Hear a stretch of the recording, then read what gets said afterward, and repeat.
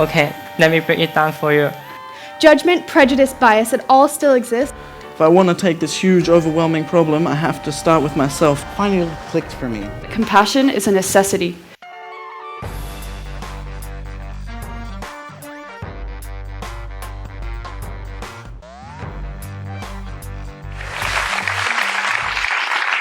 Last month, I was on a United Airlines flight from Chicago to Washington, D.C.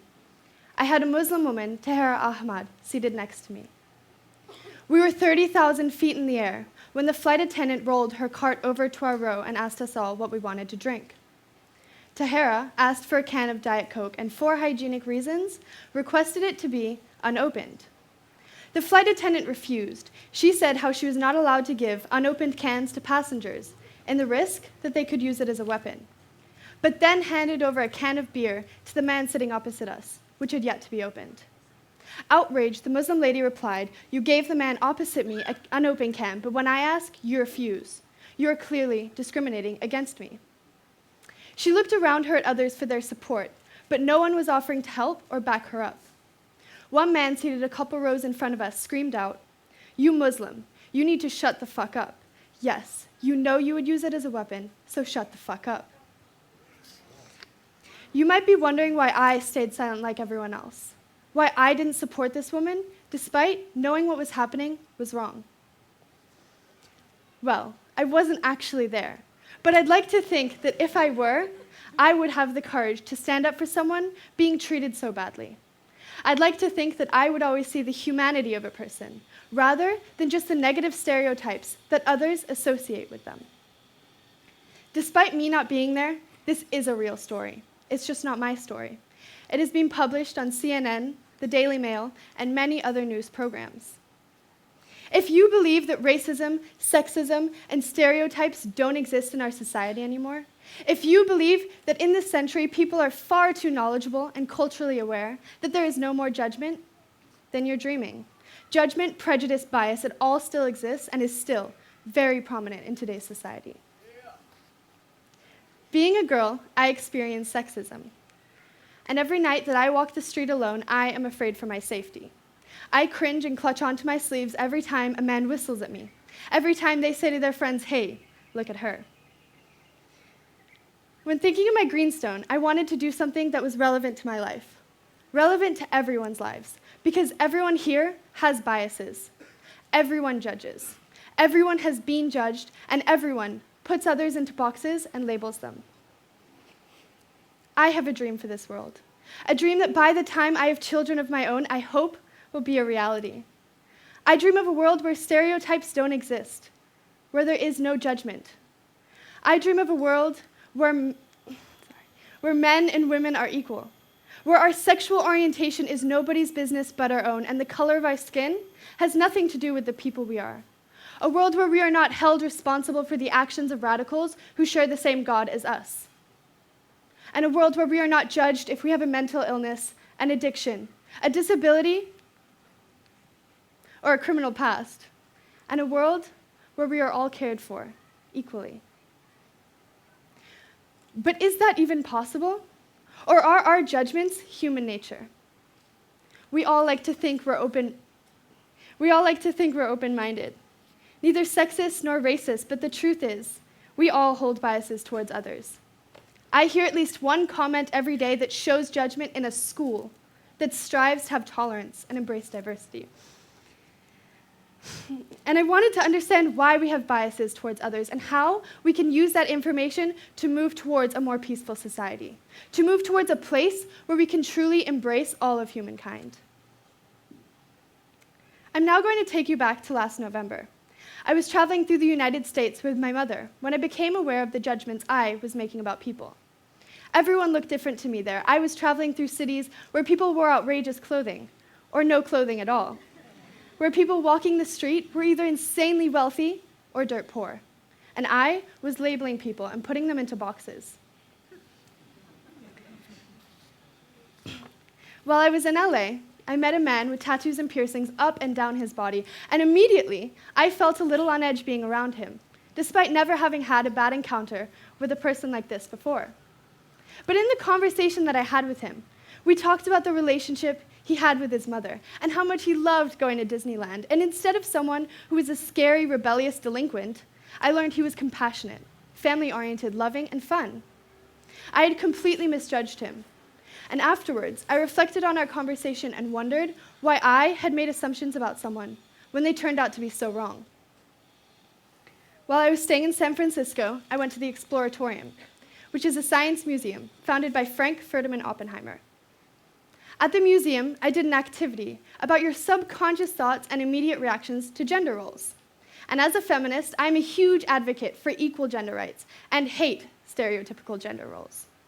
So I sat down and read the description for the activity, which explained how we make snap judgments based on stereotypes for women and men. And I thought to myself, I will ace this test. The activity had 2 categories, one for a working woman and one for a family man. And I was to pick up cards with roles and choose whether to place them on the woman or man as quickly as I could. And I totally failed their test. I put all of the stereotypical feminine roles, like caretaking, cooking, and cleaning, into the working woman category, and all of the corporate owner business-typed cards into the family man category. And this is the way that many people responded to the test. However, I was pissed with the way that I responded to the activity. I had always thought of myself as an open-minded person, a feminist. And here I was sitting at a test that was showing me that I follow society's expectations for women and men. Another test, produced by Harvard University, called the Project Implicit Online Test, has been done by more than 8 million people, including myself. Using response speed, participants match positive and negative words with people of different racial groups. It measures unconscious bias. And the results show that 70% of us, across all racial groups, have a preference for white people, with only 13% having a preference for people of color. And I wanted to understand why we have these biases towards others. I wanted to understand why I and many other people in Western society have these biases and prejudices against people who look different to us. And I discovered the difference between a snap judgment and a person being judgmental. To increase the efficiency and speed of our thinking, our brain categorizes things. This is called heuristic cues.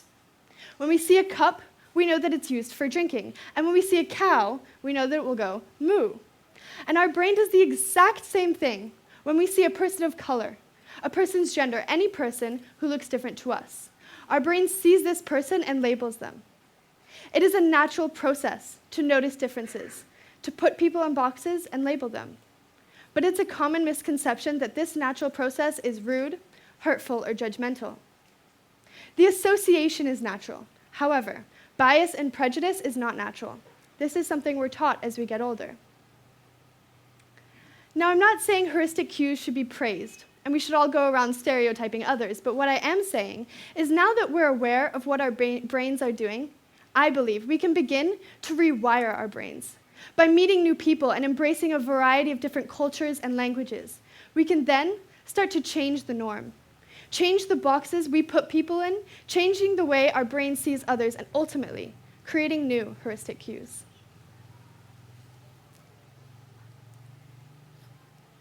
But here's where society gets a little messed up.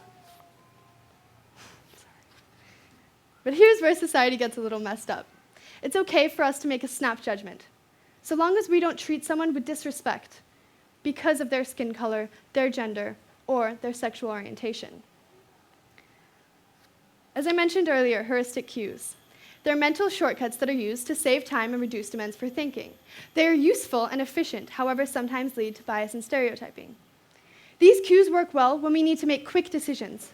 However, our emotions can actually affect whether we even use them or not. Researchers say that when a person is feeling angry, anxious, or happy, they're more likely to use a heuristic cue that biases and stereotypes an individual, and less likely to consider the whole person or show empathy for them. For example, an angry person who is cut up by another driver on the road might respond by thinking, "Bloody women drivers," instead of just thinking, "Oh, what a terrible driver." However, this isn't the case if a person is sad. In this case, The prefrontal cortex is more active, allowing us to carry out analysis, explore perspective, and be empathetic. And as a result, bias and stereotypes are significantly reduced. Studies have shown that emotions affect the way jury members behave in court. In one mock jury, a Latino man was being prosecuted for a racially stereotypical crime. And the jurors who identified themselves as having an angry, happy, or anxious mood were more likely to consider his race. But those who defined their mood as sad were more likely to consider him as an individual. Based on this study, one might think, if only we're all sad, the world would be a less judgmental place. But obviously, that's not what we want. I related my Greenstone project to heuristic cues, to thought-provoke people who categorize and label others. So I created characters that exist in our society, characters that fall into stereotypes commonly seen in our society.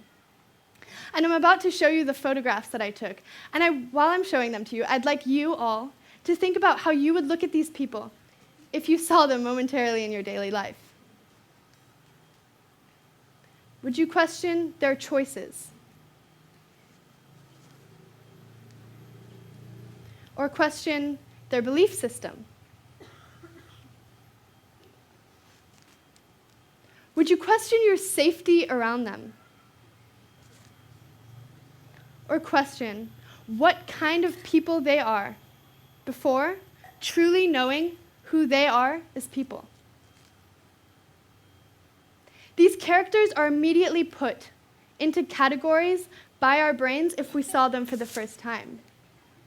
But would some of us continue to keep these people in those categories, in those boxes? Have you ever been in an awkward situation where a 6-year-old has said, "Why are you so fat?" My mother always tells this story about when my brother was around 6 years old.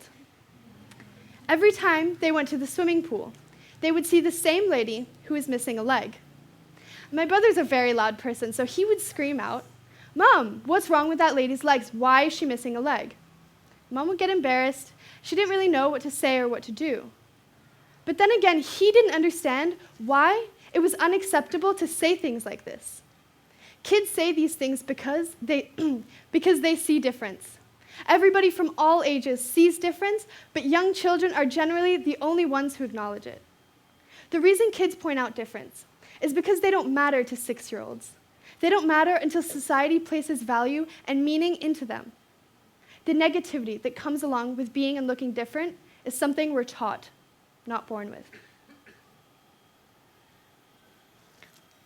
So there's all of this judgment in our world, and we've established the cause, but now need to go through a solution. How can we move towards a more peaceful society? Now, I'm not going to tell you what to do, but I will tell you what I want to do. I will share with you a plan that I've created, a plan that I think will help myself reduce my stereotypes and judgments. Now, I'm only an 18-year-old girl. I'm a white woman of privilege, and I do not have all the answers. Solutions to this huge controversial issue are not easily found, so I can't tell you what to do or what to think. But I know that I am living in a sheltered comfort zone, and for me, I need to get out. I need to push myself outside of this comfort in order to expand as a human being. I will break the categories that I've created, break the stereotypes that exist in my mind. I wish to recognize and embrace everyone's differences. I wish to push myself beyond my boundaries and limitations and learn something about others, but more importantly, learn something about myself. Travel. I want to travel all over the world, but without staying in 5-star hotels or going to tourist attractions, but staying with local families, in villages where I will discover the true culture of that place. Take risks, eat food I've never tasted before, and meet people who don't speak the same language as me. Dance and move my body in new ways, and laugh with people I've never laughed with before, and celebrate the diversity of humankind. I'd like to finish with a quote by Dan Pierce. My request today is simple. Today, tomorrow, next week. Find somebody, anybody that's different than you. Somebody who has made you feel ill will or even hateful. Somebody whose life decisions have made you uncomfortable. Somebody who practices a different religion than you do. Somebody who has been lost to addiction or with a criminal past. Somebody without a home. Somebody that you, until now, would always avoid and look down on. Reach your arm out and put it around them, and then tell them that they're all right. Tell them that they have a friend, because if you or I want to make a change in this world, that's where we're going to be able to do it. That's where we'll start, every single time. So, wait, it's not over. So now that you've listened to my whole presentation, I'd like you to think about what you would do if you were sitting on the plane next to Tahera Ahmad. Would you challenge the norm, challenge the flight attendant's judgment and stereotype? Or would you stay silent? Thank you.